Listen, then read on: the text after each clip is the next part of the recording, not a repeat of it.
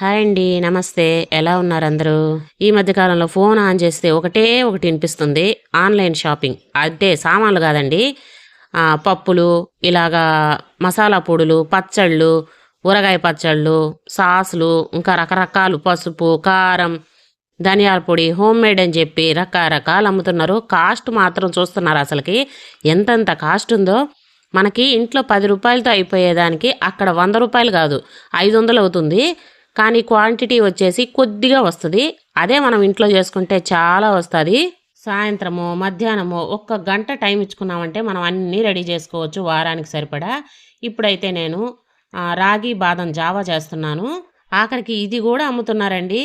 రాగి పొడిలో dry nuts powder వేసి కలిపి ప్రీమిక్స్ అంట, ఆ పౌడర్ కూడా అమ్ముతున్నారు. ఇదేం కర్మ అర్థం కావట్లేదు. ఈ మాత్రం కూడా ఇంట్లో చేసుకోలేమా? ఒక పిడికెడు రాగులు, ఒక 10 బాదం పప్పులు రాత్రికి నానేసుకుంటే పొద్దునకి నానతాయి. నేనైతే ఉదయం నానేసాను, సాయంత్రానికి ఇలా నానిపోయాయి. మిక్సీకేసి కొంచెం నీళ్లు వేసి తిప్పుకున్నామంటే చక్కగా పాలు వస్తాయి. ఇలా వడకట్టేసుకుంటే సరిపోతుంది. అంటే ఇది నెక్స్ట్ డే మార్నింగ్ కోసం ముందే ప్రిపేర్ చేస్తున్నా అండి. నైట్ చేసుకున్నది బాగుంటుంది. ఉదయం చేసుకునేదానికి రాత్రి చేసుకునేదానికి తేడా ఏంటంటే, మనం రాత్రికి రాగి జావ చేసి పెట్టామంటే అది పొద్దునకి అంబలి అంటారు. పొద్దున తాగుతారు కదా, దాన్ని అంబలి అంటారు. అది రాత్రికి తయారు చేసింది అయితేనే అంబలి. మనం పొద్దునే చేసుకున్నాం అనుకోండి, అది రాగి జావా. నైట్ చేసి పెట్టిన దాంట్లో కొంచెం పోషకాలు అనేవి ఎక్కువ ఉంటాయి. కొంచెం పులుస్తుంది కదా, అంటే పుల్లగే ఉండదు, జస్ట్ కొంచెం పర్మెంట్ అవుతుంది ఏదో అంటారు కదా. దానివల్ల మనకి ఎక్కువ వాల్యూస్ అనేవి వస్తాయి. మా ఇంట్లో కొద్దిగా తీగా తాగుతారు కాబట్టి కొంచెం బెల్లం అయితే వేస్తున్నాను. టీ కాఫీకి బదులు ఇంకా ఈ ఎండాకాలం అంతా ఈ జావేను. రాగి పొడి కంటే కూడా మనకి ఇలాగా రాగులు నానబెట్టుకొని పాలు తీసుకొని చేసుకుంటాం కదా, అది బాగుంటుందండి. ఒకసారి ట్రై చేయండి. రాగి పిండి కలుపుకొని ఎవరైనా చేసుకుంటారు, కానీ ఇలా రాగులు నానబెట్టి దాంట్లోనే కొంచెం బాదం పప్పు, కొంచెం జీడిపప్పు ఇలాంటివి కూడా వేసేసుకొని బాగా నానిన తర్వాత మిక్సీ పట్టేసుకొని వడకట్టేసుకోండి. పాలులాగా వస్తుంది మనకి. దాంట్లో కొంచెం బెల్లం వేసేసుకొని ఇలాగా స్టవ్ సిమ్లో పెట్టేసుకొని కానీ ఉడికించుకున్నామంటే మనకి ఇలా చిక్కగా వచ్చేస్తుంది. దీన్ని చల్లార్చుకొని అప్పటికప్పుడైనా తాగొచ్చు పాలలో కలుపుకొని. లేదంటే నెక్స్ట్ డే మార్నింగ్ కొంచెం మజ్జిగలో కానీ దేంట్లో అయినా కలుపుకొని తాగొచ్చు. నేను మజ్జిగలో కోసం చేస్తున్నాను.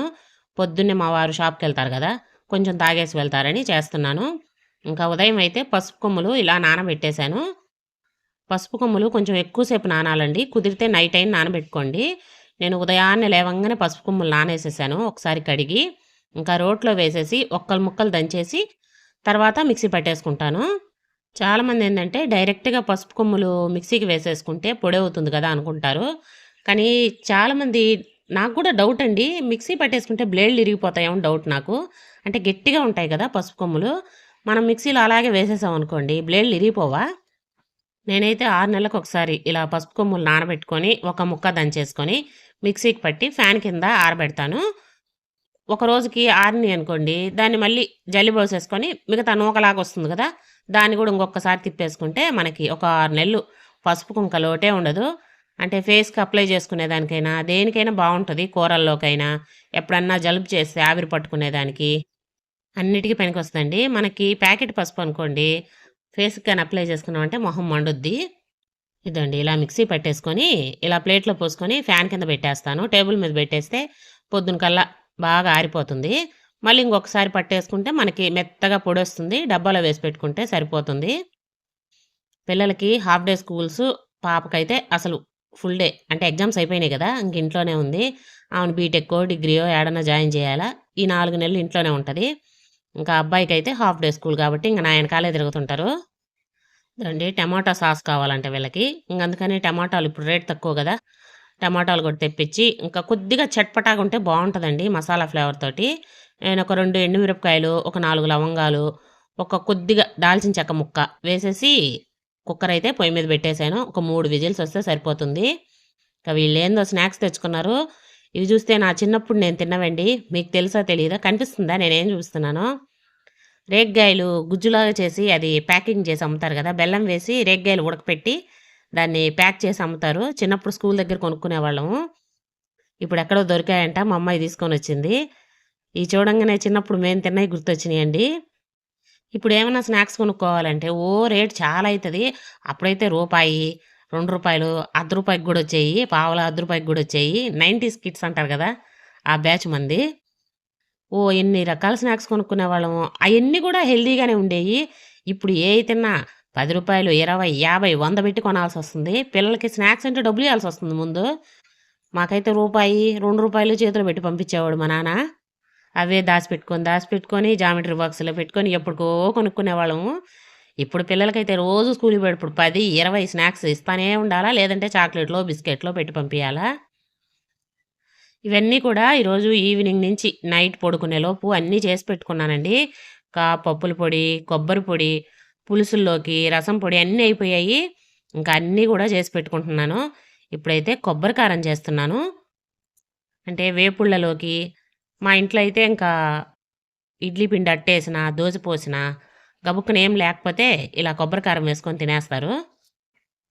ఎండు కొబ్బరి ఉంటుంది కదా, ఎండు కొబ్బరిని ఇలాగా సన్నగా కట్ చేసేసుకోండి. రోట్లో వేసుకునే పని అయితే కట్ చేసుకోక్కర్లేదు. నేను ఇంకా మిక్సీకి వేస్తున్నాను కాబట్టి ఇలాగ కట్ చేసుకున్నాను. దీంతోపాటు ఎండుమిర్చి.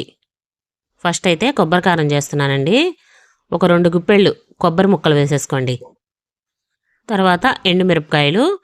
ఇవి కొంచెం ఘాటు తక్కువ ఉంటాయి. నాటు మిరపకాయలలో ఒకసారి ఇంక ఇప్పుడు వస్తుంటాయి కాబట్టి ఒక 6-7 కేజీలు తెప్పించి పెట్టుకుంటాను సంవత్సరం అంతా ఉండేదానికి. ఘాటు తక్కువ ఉంటాయి కాబట్టి ఇవే ఎక్కువ వాడతాను. ఒక గుప్పెడు 2 గుప్పెళ్ళు వేసేసుకొని ఉప్పు వేసేసుకోండి. నాకైతే కొలతలు స్పూన్తో చెప్పడం చేత కాదు, ఎందుకంటే నేను చేతితోటే వేసేస్తానండి ఏదైనా. మీరైతే కొంచెం రుచికి సరిపడా ఉప్పు వేసేసుకొని మిక్సీకి తిప్పేసుకోండి. ఇదండి ఇలా కొంచెం బరకగా వచ్చిన తర్వాత అప్పుడు తెల్లగడ్డలు వేసుకోవాలా. ఇలా పాయలు ఒలిచి పెట్టుకున్నాను. తెల్లగడ్డలు కూడా కాసిన వేసేసుకొని మళ్ళీ ఒక్కసారి మిక్సీ తిప్పేసామంటే మనకి కొబ్బరి కారం అయితే రెడీ అయిపోతుంది. ఎక్కువగా నేనైతే దంచుతాను, ఇంక ఈరోజు ఏందో మిక్సీకి వేసాను. తెల్లగడ్డలు కొంచెం ఎక్కువ వేసుకుంటే మనకి ఇలా ముద్దలా వస్తుంది. మనం వేపుళ్ళలో వేసినప్పుడు కూడా మంచి స్మెల్ వస్తుంది. మిక్సీకి వేసాం కాబట్టి కొద్దిగా వేడిగా ఉంది. పక్కన ప్లేట్లో అయితే వేసి కొద్దిగా చల్లారిన తర్వాత అప్పుడు డబ్బాలో స్టోర్ చేసుకోవాలా. వాసన పోకుండా ఏదైనా గాజు సీసాలో వేసి పెట్టుకున్నామంటే మనకి ఎన్ని రోజులైనా మంచి స్మెల్ వస్తూ కూర కూడా మంచి గుమగుమలాడుతూ ఉంటుందండి. ఇంక ఇప్పుడైతే కొబ్బరికారం చేశాను కదా, పప్పుల పొడి అయితే చేస్తున్నాను. ఇది ఉప్మాలోకి, మనం దోశలు వేసుకుంటే పైన చల్లుకునేదానికి అన్నిట్లోకి బాగుంటుంది. సేమ్ కొబ్బరికారంలాగే కొంచెం కొబ్బరి, కొద్దిగా ఎండుమిర్చి, కొంచెం ఉప్పు వేసేసుకొని ఫస్ట్ మిక్సీ పట్టేసుకోండి. తర్వాత సాయిపప్పు ఉంటాయి కదా, ఆ సాయిపప్పు కూడా వేసేసుకోవాలి. ఒక 2 కప్పులు సాయిపప్పు అయితే వేస్తున్నాను. చెప్పాను కదా మనకి కొలత ఉండదు, అన్నీ అట్లా ఉదాగా వేసేసుకోవడమే. దీన్ని కూడా మిక్సీ ఒక తిప్పు తిప్పేసామంటే పప్పులు కదా మనకి తొందరగానే మెదిగిపోతాయి. ఇప్పుడు వెల్లుల్లి వేసుకోవాలి. మనం ముందే వెల్లుల్లి కూడా వేసేసామంటే పప్పులు మెదగవు, పప్పులుగా అలాగే ఉంటాయి. అన్నీ మెదిగిన తర్వాత లాస్ట్లో వెల్లుల్లి వేసుకొని ఒక్క తిప్పు తిప్పామంటే మనకి పప్పుల పొడి బాగా వస్తుంది. ఈ తెల్లగడ్డలు కూడా బాగా నలిగిపోతాయి. ఏమైనా దంచుకుంటేనే ఆ టేస్ట్ బాగుంటుందండి. నాకు దంచితేనే ఇష్టము. ఒక్కొక్కసారి మాత్రం ఇలా మిక్సీ పట్టుకుంటూ ఉంటాను. ఏవైనా సరే కొంచెం గాజు సీసాలో పెట్టుకొని మనం గట్టిగా మూత పెట్టుకున్నామంటే వాసన పోకుండా ఉంటుంది. మనం వెల్లుల్లి అవి వేసాం కదా, కొబ్బరి, వెల్లుల్లి, మంచి స్మెల్ వస్తుంది కూరలకి. ఇదైతే పులుసు పొడి ఆల్రెడీ విడిగా వీడియో అయితే షేర్ చేశానండి, ఇంక అందుకని పూర్తిగా చూపించడం లేదు. ఎండు కొబ్బరి, ఎండుమిర్చి అన్నీ వేయించుకోవాలి. ధనియాలు, మెంతులు, పప్పులు అన్నీ వేయించుకొని కొద్దిగా చల్లారినాక వెల్లుల్లి అన్నీ వేసి మిక్సీ పట్టుకోవడమే, ఉప్పు వేసి. ఫుల్ వీడియో కావాలంటే అదైతే విడిగా పెట్టున్నాను, ఒకసారి చూడండి. ఫ్రైడే కదా, దీపారాధన చేసేసి ఇంకా మామిడికాయలు అయితే తెప్పించి పెట్టున్నాను మధ్యాహ్నమే. ఇంకా అవి కడిగి పెట్టేసి ఉన్నా, బాగా ఆరిపోయాయి. మామిడికాయ పచ్చడి అయితే కొద్దిగా, అంటే మనకి ఇంకా ఊరగాయకి కాయలు రాలేదు కదా, ఇవి పొడుగు కాయలు వచ్చాయి, కొంచెం పులుపు తక్కువగానే ఉన్నాయి. సరేలే వాడుకోవటానికి ఉంటుందని కొద్దిగా అయితే పెడుతున్నాను. నేనైతే ముట్టెలతో సహా పెడతానండి. ఊరితే ముట్టెలు చాలా బాగుంటాయి. మా ఇంట్లో పెరుగన్నం, మజ్జిగన్నం, పొద్దున్న ఎప్పుడన్నా చద్దన్నం తిన్నప్పుడు ఇవి కూడా వేసేసుకొని తింటారు కొంచెం అప్పుడప్పుడు నంచుకుంటా. అందుకని ముట్టెలు కూడా వేసేస్తాను. 1 గ్లాసు ఉప్పు, 1 గ్లాస్ కారము, 2 స్పూన్లు ఆవాలు, మెంతులు వేయించి పెట్టుకున్నాను అది, ఒక చిన్న గ్లాస్తో ఆయిల్, కాచి చల్లార్చుకున్న నూనె వేసేసుకొని కలుపుకోవడమే. నేను చేసిన పొరపాటు ఏంటంటే అన్నీ కోసి డబ్బాకి వేసేసుకున్నాను ముందే, కలపడానికైతే అసలు రాలేదు. సర్లేని మూత పెట్టేసి ఉదరబదర కలిపేసి మూత పెట్టి పక్కన పెట్టేశాను.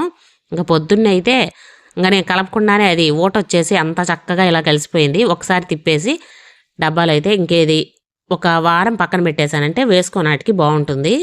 ఒక్కరోజు సాయంత్రం కొంచెం టైం పెట్టుకొని అన్నీ చేసి పెట్టుకుంటే మనకు ఒక నెల రోజులు వాడుకోవడానికి మసాలా పొడులు, ఊరగాయ పచ్చళ్ళు అన్నీ రెడీ అవుతాయి కదా. దీనికోసం బయట కొనడం ఎందుకు, వందలు పెట్టి.